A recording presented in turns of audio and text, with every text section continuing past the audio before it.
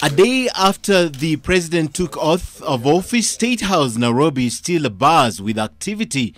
The Chinese delegation led by Wang Jiru, a special envoy, delivered a message to the president from the Chinese President Xi Jinping. South Sudanese President Salva Kiir was also at State House, where he held talks with his host, the agenda being regional integration and how to make it functional. Congratulations. Thank you very much. Then there was the Deputy Prime Minister of Congo-Brazzaville, Fimi Ayesa, who delivered a special message to President Kenyatta from President Denis Sassou Nguesso. While today's forums concluded the spillover meeting, some that began on his swearing-in day, President Kenyatta has a lot to think about now that the work on his legacy begins.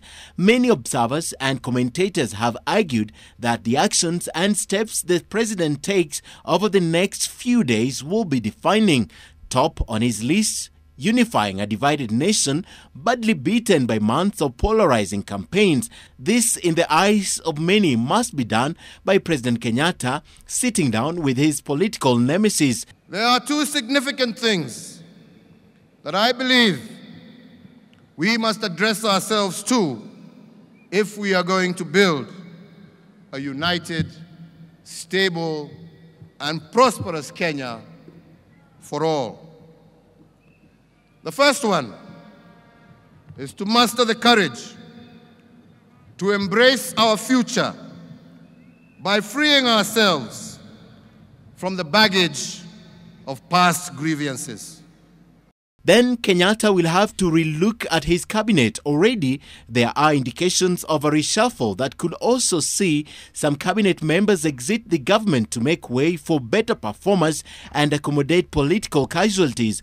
In the first term, President Kenyatta was accused of favoritism. Two regions dominated the country's top labor force. It wasn't the contemplated face of Kenya as enshrined in the constitution. In his final term, the president may change his approach.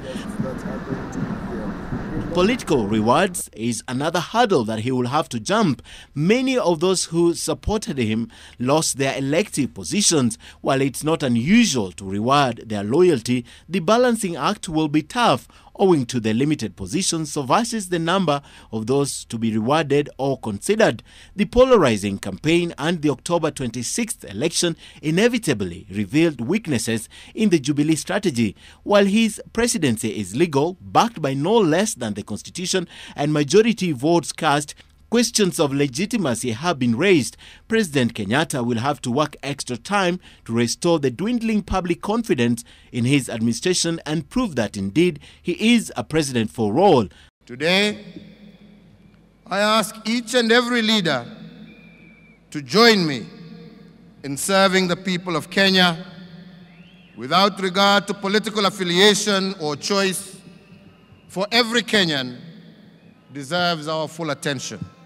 So when you talk about legitimacy, you are then addressing a serious issue that can bring the country down.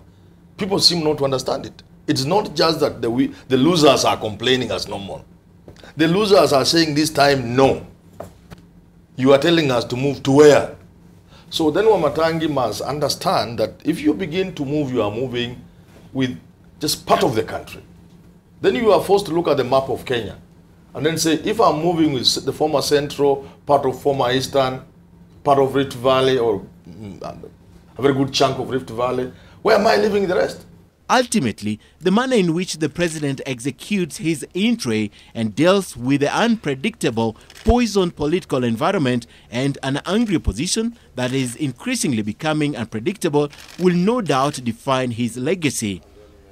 Ken Mijungu, NTV.